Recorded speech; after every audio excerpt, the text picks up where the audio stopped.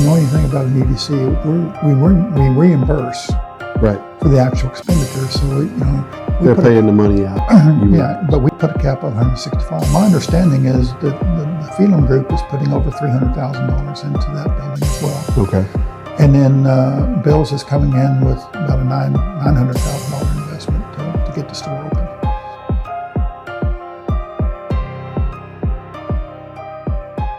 You are listening to the East Texas Banner right here at easttexasbanner.com. Got the privilege today of sitting down with the infamous Mr. Bill Grant. He is the president of Jasper Economic Development Corporation. And I really appreciate you taking time to sit down with me this morning. You're welcome. So we just had a meeting here last night, and there were a few key points that came up in the meeting, and just wanted to give you a little bit of space to talk about some of the things that's going on, some cool things. I think Bealls, the word on Bealls, I think you mentioned last night that they signed a lease, and I guess my question is, how, for what you can communicate, how did that thing kind of come together? Because I know this has been talked about for a little while, but now it's kind of coming to fruition on some level. Sure. The original request was made under the old board. Okay. And the old board had signed a letter of intent to give them approximately $165,000 for some infrastructure improvements of the building they were moving into. So when I first came in, and this is my first economic development corporation to be a part of, so I'm having to start doing a lot of learning and everything else. And sure, one of the things I found out, Type A is not really designed to be giving money to retail. Okay. But under certain conditions, you can, but it's not what it's really designed for. So when we started talking to Bealls and they came in and did a presentation, we started talking about they're going to create jobs. That's one of the things that Type A there has to be jobs created. Okay.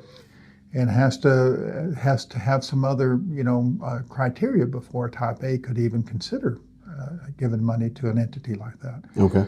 So they came in and they're going to create, I believe it's 15 full-time jobs. It's been a while since I looked at the contract, and they're going to, when I say permanent jobs, and they agreed to pay a fair wage, and they estimated $3 million annual revenue. Wow. So you look at all the things that are bringing to the table, and this $165,000 investment pays for itself. Sure. Just with the tax revenues and alone, tax revenues alone is going to pay for it. And now you have the salaries and everything else to go on top of that. So it made sense to do it. We went ahead and approved it. Like anything coming in, there were some questions about where they were moving and who owned the property and everything. But when it's all said and done, you've got a retail provider coming in, and when they first came in, they also said, we can't guarantee this, but usually when we put a Bealls in, we also bring a shoe store along with it. We also bring some other stuff with it. So sure, they're kind of like an anchor store with their business model. Okay. So you might see some other stuff come along with it. So to me, it made financial sense to move it along. So the board approved it. We took it to the city council because under our new transparency, anytime we spend more than $85,000, we put it in our bylaws. We have to go to the city council, and the city council approved it. So now we're working on the agreement. My understanding is I've been told they signed a lease with the buildings owners, the group that owns the building, and they'll be following up. They have our contractor looking it over, but we've been told that it's in the final stages. So they'll be signing our EDC. Nice. Okay, so let me ask you this. So the company that owns the property is Phelan Investments, from what I understand. That's my understanding. And I guess my question is, did Phelan Investments actually do anything to facilitate this from a monetary standpoint? Kind of like with the request that you guys had with Sure. JEDCO. What we were presented with by Bealls, and we didn't have any direct contact with the film group when we were doing our. Okay. But what was presented by Bealls is they were asking us for $165,000. Now, we highlighted the infrastructure improvements that we were willing to pay for, so what we approved was a cap, not to go over. It might actually be lower depending on what the actual spends, because if you know anything about an EDC, we reimburse Right. for the actual expenditure. So, we They're put paying the money out. You yeah, reimburse. but we put a cap of 165. My understanding is that the Phelan Group is putting over $300,000 into that building as well. Okay. And then Bealls is coming in with about a $900,000 investment to get the store open. So what was asked from us was a small percentage of the startup The overall. investment. Yeah, exactly. I think it. I mean, I think with it being like you referred to it, like an anchor store. I think That's their business model. So yeah, yes, I think it could be. I mean, it has great potential. I mean, I believe it does. I mean, one of the things that, and I've heard people say this, when you come to Jasper and stuff, right now, if when people are buying clothes for skid clothes, school clothes and everything for the kids, we do have a Walmart here, sure. but a lot of people will pack up in their cars and go to Beaumont, go to Lufkin. Yeah. If you're adventurous, you go to Houston. Sure. And you shop the big stores and stuff. So anything that we can do to keep some of that shopping in town and bring, it's kind of like Lowe's. This town having a Lowe's is a huge success story. Look around and see how many towns of 7,000 people have a Lowe's. Yeah, that's true. And how many people come to the Lowe's from around. I see this as being something similar. Yeah, it kind of creates. It has more. It turns Jasper into more of a hub type of energy. It's a lot like whenever Walmart. They say that most people, most of society is living within 30 miles of a Walmart. You know what I'm saying? Yeah. And so it creates that hub element. I mean, I think I'm interested to see how it all turns out. But I did have the question about whether or not there was additional monies that was actually put up in the process. Sure, that was one of the things. It's kind of like anybody coming to town, Jay. I mean, if you're going to come to town and you're trying to bring a business in, but you need space or a building. Sure. You've got a couple of options. Number one, you can see if it's worth building. Yeah. You see if there's an existing facility, similar to gated rentals when they come in. That was the old LP plant that shut down. Right. So you find out if there's an existing facility that you can use. Yeah. Or you decide it's too expensive and you don't come. Exactly. So, the very fact that there was a building available that met their needs. Right. I don't know who owned it. Didn't care who owned it. That was between Bealls and Sure. and them. I mean, we were not part of those negotiations. Yeah. We were not part of that. But what we were asked to do, $165,000 for the infrastructure, with the anticipated revenues, it made financial sense. Yeah, I get that. So let's talk about Provalis a little bit, because last night I think the vote was to go ahead and deed them the property that they're currently residing in. Sure. And I guess that's on Houston Street. Yes. What were the drivers behind deeding that property? How did that work? Well, I mean, for what you can communicate, I can't go into what we discussed last night, but what I will share with you is there was an economic development contract with Provalis, and it was a joint contract between the city and JEDCO called Jasper United. And basically, it had some guidelines in that contract. 50 employees 1 year, 75 the next, 100 the next. And if they met those guidelines, it was in the contract that we would deed the building over to them. Okay. Well, right now, I don't know if they're all full-time, part-time, but they have about 200 employees right now, and they're actually spending a lot of money re-innovating that building or making improvements to that building. And so, technically, this is something that should have happened 2 years ago. Okay. To deed it over. So, there's been some discussions about,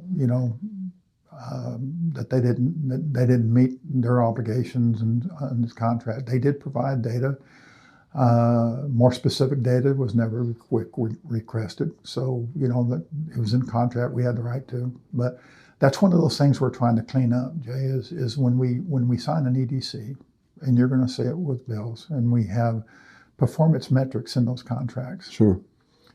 One of the things we're going to do is we've got an executive director in, and he's going to be following up. We're also going out for an RFP for a CPA firm.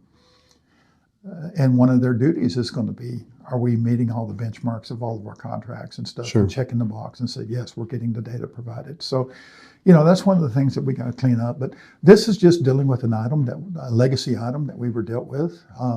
Deeding the building over was in the contract. Yeah. We believe they've met their milestones. And 2 years ago. 2 years ago. Now, let's talk about 2 years ago, because right now they're not paying rent. They're not paying taxes. And it's a $3 million building. So we want them on the tax rolls, because if we put them on the tax rolls, we start getting tax money for the city. We start getting tax money for the schools.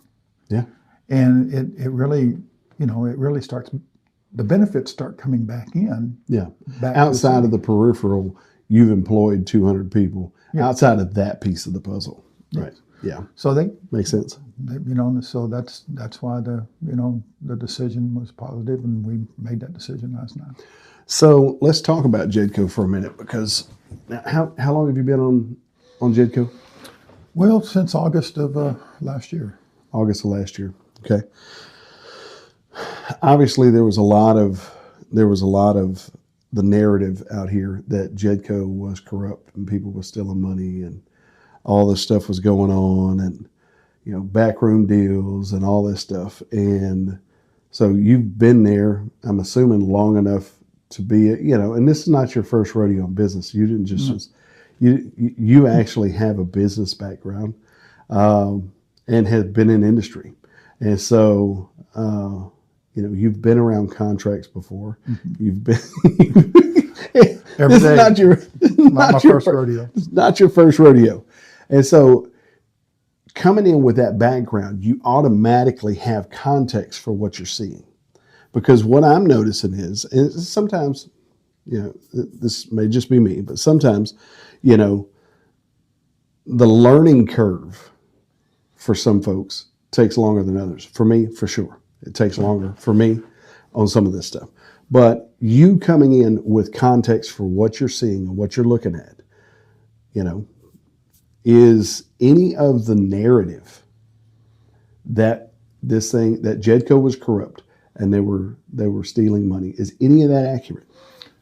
Well, let me give you a more broader answer, Jay. Is when we came in, number one, we didn't have a transition period. Okay. Because right before our first meeting, the executive assistant had resigned. Okay. And the executive director had been resigned since January of that year. Okay. So we never had a chance to sit down and do proper handover. Well, handover, in other words, how do you do the record keeping? Where are these records? Sure. So that being said, when we took over, we started, trying to find out what existing contracts we still have in place and everything else. No, we did not find any thing that I would consider illegal or ill intent. But I will share with you that the follow-up on some of the EDCs and stuff, and these are all things we're working to fix. And we want to be as transparent as we can. In other words, this is public money. Sure. So when we enter into an EDC, sometimes I might have to answer the tough questions about, well, why didn't this company provide the records and everything? And I don't want in the future saying because we didn't ask for them. Yeah. So those are the things that we're trying to clean up. And that's what we have found, is that sometimes the follow-up and sometimes what we had rights in the EDCs were not exercised. Sure. And stuff like that. But it falls short of what I would call illegal or malintent or corrupt. But we had a lot of things that we had the ability to do that just weren't being done, and that includes asking for more detailed records. That includes, but still a lot of positive things took place. Right. But when you don't have that transparency, you have that doubt. You have that, you have people saying, well, what are they hiding? Well, we're not going to try to hide anything, but we are going to try to be as transparent as we can, and we are going to try to exercise what's in our EDCs. Yeah. Our economic contracts. So, that's what we've found is the record keeping was not, we've got a team that's going through the records now, and we're still finding things that were, we, of course, like I said, we didn't have a handoff. The old executive assistant might have been able to walk us through exactly how he was filing and everything, but it wasn't, the files were not in such a way that a new person could come in without a handoff and say, okay, here's where everything is. Right. So we're having to go through everything. But, the old board may have given money or contracts or things that I might not, and we as a board might not do in the future and stuff. But we're going to get back to what a Type A EDC is supposed to be. So define that a little bit, because I think for the listener, I think it would be helpful because when you say Type A, I understand that in the context of Type A personalities and that type of thing. But at the same time, just give it a little bit of boundary to what that is. Well, Type A is not, there's a Type A and a Type B, and a Type B organization has a lot more flexibility with who and how they give money to. Okay. At Type A, you've got to meet certain standards, and it's really designed to bring industry jobs in. Okay. So what I would consider base tenant type jobs and things like that to build up the economic infrastructure of a city. So kind of like a gated rentals. Kind of like a gated Would rental. that fall into it? Oh, absolutely. Okay. It's industry. They're hiring quite a few people. It's a trade. They're producing something. And it brings in jobs. And then when you do that, then a lot of the retail and everything else comes up around it to support the personnel in town. It's not really designed to give money to existing stores or new stores. Like I said, I mentioned earlier, Bealls didn't fit exactly in a Type A, but because of the job being created and the revenue being created, the attorney says, yes, we can do it. But that's not even the type of transactions that we're really looking for, because that doesn't fit in a Type A. So when somebody comes in and says, I want money for my store and all this kind of stuff, we really can't do that. It's supposed to be providing infrastructure and stuff to bring new industry in, and those type of jobs in is what a Type A. Now you can have some special elections, you can do some other things and set aside some monies for Type B, which is what they did in 2009 for the ball field, or what the sports complex is, I think the proper term for it. They had an election and they set aside some money, and that's how JEDCO was able to buy the land. And we've also given over $200,000 to some of the existing ball fields in town most people may or may not know of. Okay. But that was done under a special election. Right. We're not supposed to even be able to do that unless you have a special election saying, okay, Type B funds are now made available because you had an election. Okay. But so for clarity's sake, so are you communicating that the monies that was given to some of the other ball fields was the way we got from point A to point B was probably not handled right? No, I'm not saying it wasn't handled right. I'm saying that you wouldn't have been able to do that as a Type A if you hadn't had that special election. Gotcha. So they had the special election. Yes. Okay. And the special election was talking about, it was, some people say it was vaguely worded, but it was for, maybe, a sports complex and existing infrastructure. So that's how they were able to give $200,000 to some of the existing fields, is because of the way it was worded. Gotcha. All I'm saying is without that special election, they wouldn't have been able to do that either. Gotcha. That's not what we do. Yeah, that's not the point of the Type A. Okay. That's not the point of a Type A. So I wasn't talking about that there was any. What I'm saying is you have to have a special election before you can make that kind of money available. Gotcha. For projects like that. Sure. Okay. All right. So if businesses are out here and they're listening to this and they're thinking, hey, I'm going to go down to JEDCO and go get some money, then you're probably going to need to be some sort of industry-based Yeah, you would have to be industry based, or you would have to be proving that you're going to have a significant job increase, revenue increase to be able to really qualify for a Type A transaction. Are there benchmarks for you guys that define that? I guess if you go, okay, we're gonna.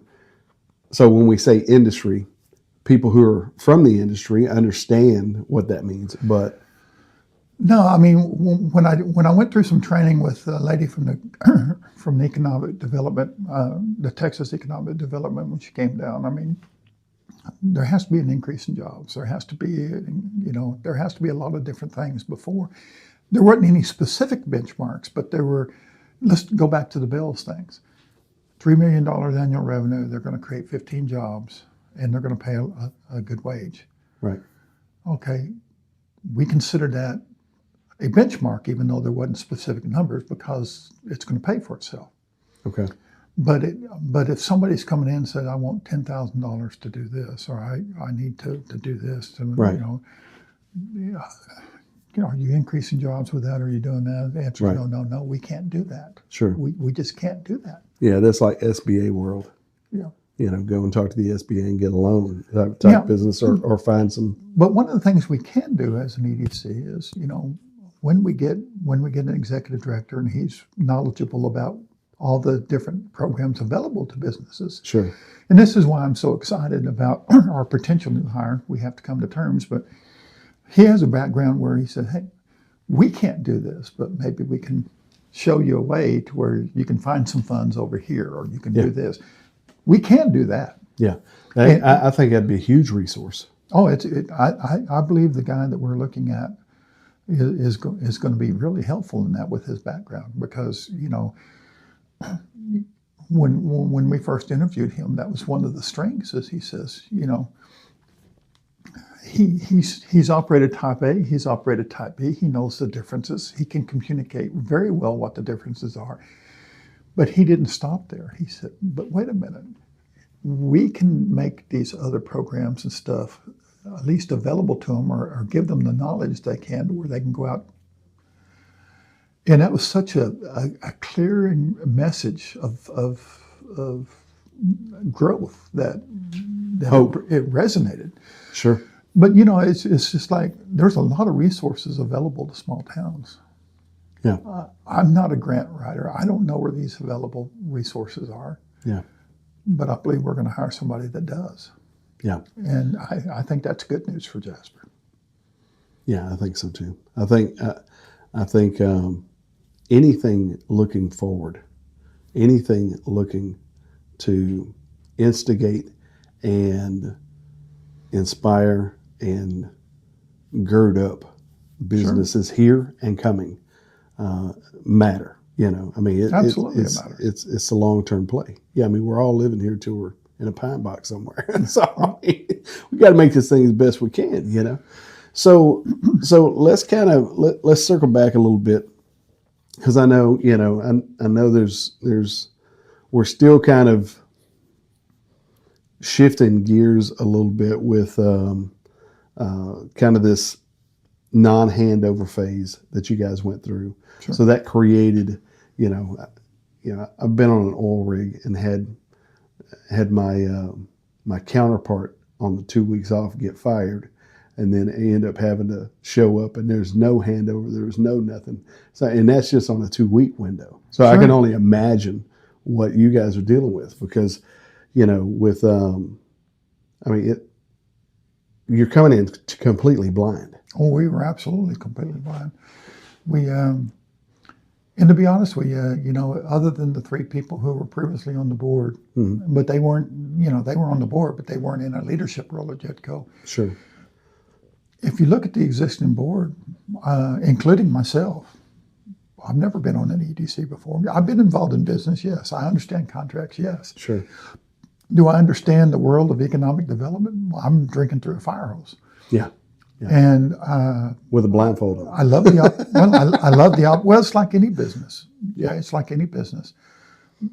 The previous board and administration was doing things a certain way. Mm-hmm. We didn't get a chance to understand that, right? How they were doing it. Yeah. So we're creating our own way of doing business, and I think we're doing a pretty good job. Now, outside looking in, what have you done? You took over in August. The only thing you did is vote on bills. Well, you're right. We put policies in place. We put code of conduct and ethics in place. We're developing. We're getting the financial reporting where we believe it needs to be. Sure. It takes a while to do that. We're making some changes at the building. We're kind of securing the building. And tell me about that a little bit. Sure. When we took over, I was handed a key from one of the ex-board members. And I know a lot of people asking questions what we're doing there. And I said, okay, so you have a key. I said, who else has these keys? And he says, well, I don't know. There's a lot of them out there. So I went to Leanne at the time, was, the chamber was still in the building. I said, Leanne, she said, yeah, we got a few of them. So we don't know who has keys to the building. And there was no do not duplicate on the keys. Right. So I have no way of knowing how many people in town had a building to what was called the Welcome Center at the time. And I'm going, during working hours, the building was open, that's fine. There was always usually somebody there, but this doesn't work for me because anybody can come in. There's no security on the building. We don't have a log of who comes in. We don't know. So Sure. With all these keys floating around, we felt like as a board, we needed to put key readers in. We want to know who's coming in and out of the building. Now, Right. During working hours, I don't mind as long as somebody's there, that the door is open and everything else. But, right now we have it set up to where you buzz in because, the chamber moved out and we've only got, Cheyenne there during the daytime. We're fixing to have the executive director and sometimes Kenneth is down there. But she might be in the back room and stuff. It's not really, Yeah. if somebody just walks in freely. But it's one of those things if we had somebody working at the front desk, maybe we leave the doors open during working hours. But the reason we made the changes we made is that building was insecure. And Gotcha. there was too many keys floating around. That makes sense. There was no security. They didn't even have fire protection. They didn't have fire alarms. They didn't have, so that's what we did. We approved. They didn't have fire protection. They didn't have fire alarms. Oh, okay. Okay. Wow. I mean, Yeah. they just didn't. And so, this is a public building. Yeah. It's an investment. We need to protect that investment. No doubt. We had records and everything else, and we had equipment. That building needed to be secured, and that's what we did. So it sounds to me like, and correct me if I'm wrong, it sounds to me like you guys are basically implementing standard operating procedures. We have a ways to go, but yes, Okay. we're getting there. Yeah. And so, I mean, and so really, once those are established, now you have a baseline.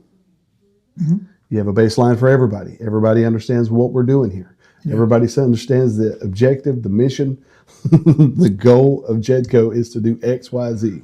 I think we're setting up the framework. It doesn't matter who's on the board. We're setting up the framework because, let's face it, we're going to do the board the right way. We serve 2-year terms. Okay. If we don't get reappointed by the city council, we're done. Yeah. We can be reappointed up to 6 years, and then we can, the city council could still appoint you farther than that if you want to. But we're going to go up. I have 2 people coming up that need to be reappointed in May, Okay. before the end of May. So we will be presenting that, to the city council to see. Let them decide. Well, yeah, I mean, they can put board members on and remove board members at their discretion. But we have set up the deals where we are required to, you serve 2-year terms unless you're reappointed. Yeah. If you're not reappointed, you're off the board. Is it a maximum of 6 years? It's a maximum of 6 years, but again, the city council can bypass that. Well, they can do what they want to do, and then the talk starts over. But again, we put all that in the bylaws. We secured it in the bylaws to where we have a guiding principle. Yeah, no doubt. All right, so you mentioned something a minute ago about a CPA. So JEDCO is currently going out for proposals? Yeah, we already have gone out for proposals, and then we followed up with phone calls. We got one response, but there's one more tool available to us, Okay. and that's posting it on the Texas Municipal League website. So, you know, and we're hoping to attract the attention of people who, maybe have some economic development corporations as their Help. client. Yeah. But if not, we do have one candidate, but we just felt like it would be better to have more than one bid. So yes, we are going out for bids, and the CPA is going to do a lot of different things. They're going to add some credibility and oversight of our accounting. Part of their duties are going to be also looking at our contracts and making sure that we're fulfilling all the accounting requirements of those contracts. In other words, if there are reporting requirements of the contract, I'm expecting the CPA to say what you're bringing to me is not adequate enough. Right. In other words, looking over, like if we have quarterly reporting requirements or whatever on employment for some of our CDAs, they will be verifying that those are being met. Sure. And we're going to have a person who is employed to do that for us through a contract. Nice. So if there's a CPA out here, all they've got to do is go over to the Texas Municipal League website. Or our website. Or go to- if they're local. I mean, we reached out locally too. I mean, I'd rather have somebody in town that we can go to, but nobody locally applied. Gotcha. We'd love to have a local CPA that could do the work. Okay. But if not, we're going to hire a CPA. Yeah.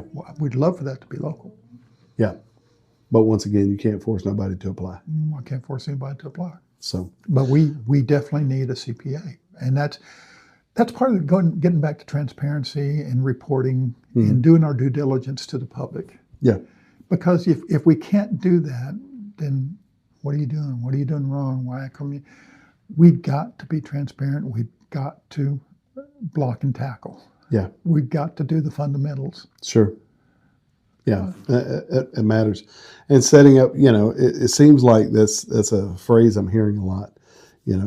We need to set up standard operating procedures. I mean, just kind of in the zeitgeist right now, just around the region. It seems like in a way things have just kind of through the years have just been run loose. If that makes sense. I'll give you an example of that, Jay, in my personal experience. I came from the electric utility world. Mm-hmm. And one of the things that we always had standard operating procedures for almost everything we did. And one of those procedures was pandemic planning. And I'm sitting there in my mind, that's the biggest waste of time I ever did. We're going to sit here and plan for this big pandemic, and we're going to do this, and we're going to do that. COVID hit. Yeah. Guess what? We had a plan. Yeah. We executed that plan. Sure. We were able to operate according to that plan. Having procedures are very important. Yeah. You've got to have the guidelines. And then, like I said, you can plug and play. You can bring a whole new board in, and they can change those if they want to, but they got a guideline to start with. That's exactly right. We didn't have that. Yeah. Yeah. I got you. The strategic plan that JEDCO has was done in 2018. Okay. It's time for a new strategic plan. Agreed. And I think the rollover on some level with the board or however the city council determines to do that, hopefully that'll keep fresh and innovative thinking, and hopefully we can get some competent thinking in the process. Yeah, and the current board works well together, and I'll give you some examples. We've had a few unanimous votes on some of the things. It's obviously unanimous because it's just a procedure change and everything. But we're having debate. We're having people present more than one side of any issue. From serving on the board, that's all you can ask. Sure. You got people, we shouldn't do this because of this. We got people, we should do this because of this. And we're having those discussions. Yeah. So the current board, I believe it's a positive step because we're not walking in there and everybody saying, no matter what the issue is, yes. Yeah. Yeah. We got people that are saying, hold on. What about this? Right. And that is good, healthy debate. Yeah. That is good, healthy dialogue. Yeah. And that's where all this starts. I mean, you've got to be able to come together and sit down at a table, and you got to be able to communicate. Yes. That's where hopefully good decisions spur from that, right? So let's touch on one specific thing, and I don't think we have touched on this at this point, but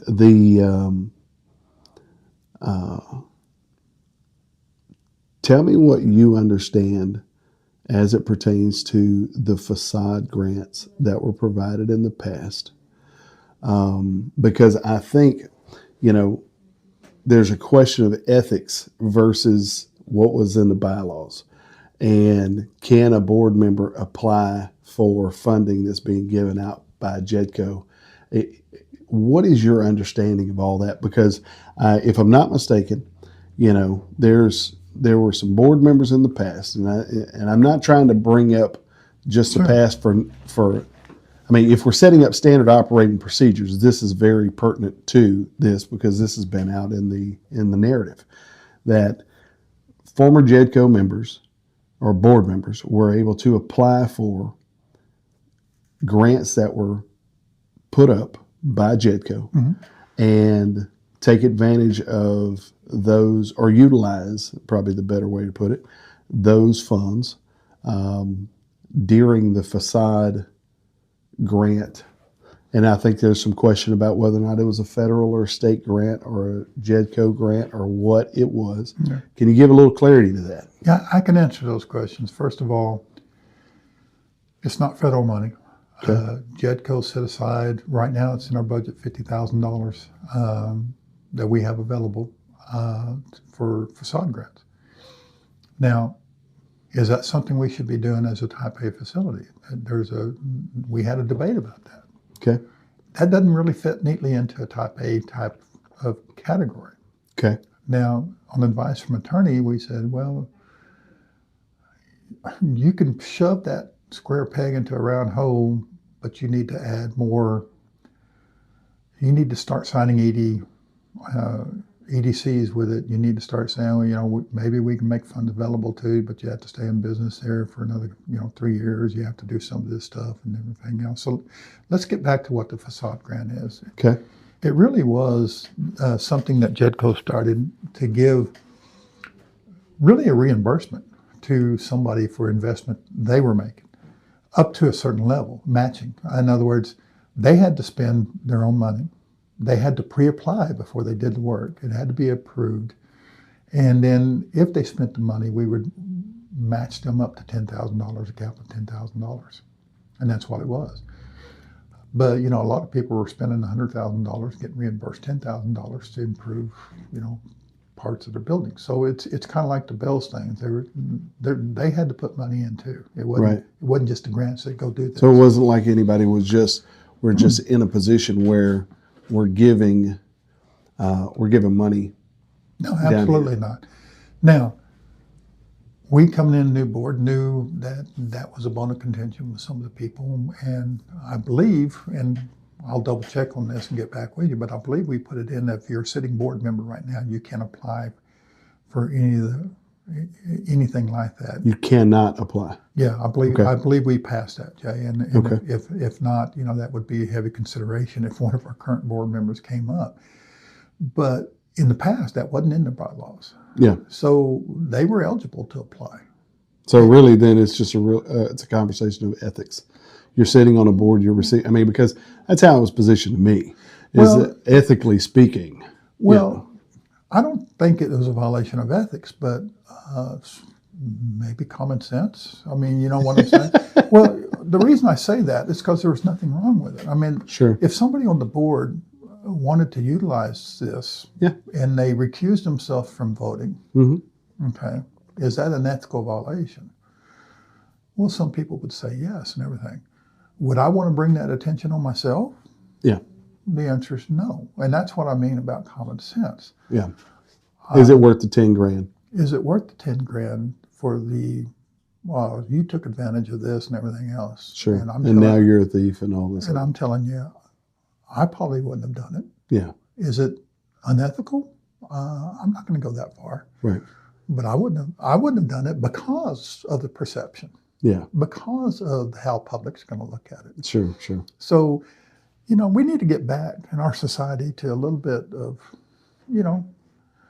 is it wrong? No. Do you want that scrutiny?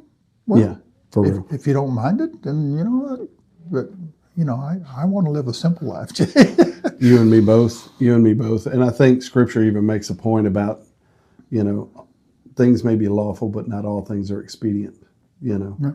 And I mean, it kind of flows in that vein. Is there any final points that you want to? I mean, I think this is our first interview, but is there any specific points that you would like to address just to the people? Yeah, I think things are moving in the right direction. Okay. Have we had some hiccups along the way? Absolutely, we have. Have we had some growing pains and a couple of events happen that shouldn't have happened? Of course, we have. But this board, I think, is working together. We're still having dialogue. We're still moving forward. I'm excited about things that can potentially happen. But we haven't even scratched the surface about what we can do. We need to get busy recruiting businesses. We need to get busy telling a positive story about Jasper because we have a lot to offer. This town does have some things to offer. We have to get past some of the self-destructive stuff that's, but if you look at, we have plenty of water, we have plenty of land, we have plenty of resources. There's a lot of traffic to this town. Right. With 96 and 190, there's a lot of traffic to this town. Sure. So, and we have a future highway. I may or may not be alive to see the interstate come through, but you start planning now. Yeah. We got some things happening in this area and we have the biggest lake in Texas that's not on a border. Right.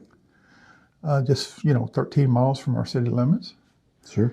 There's a lot of things a lot of pros that we have to offer. So I think if we do what's right for the public, we be as transparent as I can. And that's one of the reasons I agreed to come here. I want to be an open book. If you have questions to the point that I can answer them, because sometimes when you're in contract negotiations or executive session, you can't get into details. But I can tell the public what we're doing and why we're doing it. Yeah. And I believe that's important. No doubt. So, and I don't mind, getting on any media outlet, and telling that story because I think it's a positive story to tell.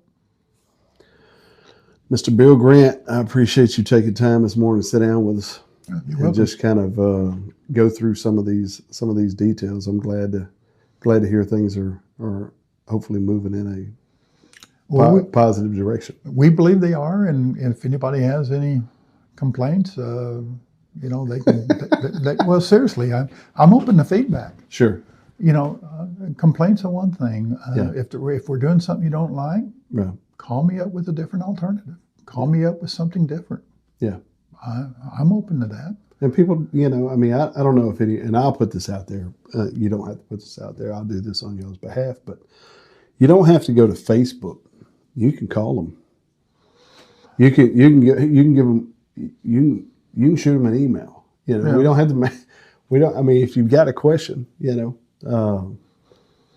Well, one thing you'll notice about me, I don't do a lot of social media. Sure. But one of the things that we're talking about is enhancing our social media footprint because we do have a good story to tell. We need to start using some of those tools out there to get our message out. Agreed. And we haven't done a good job of that in the past.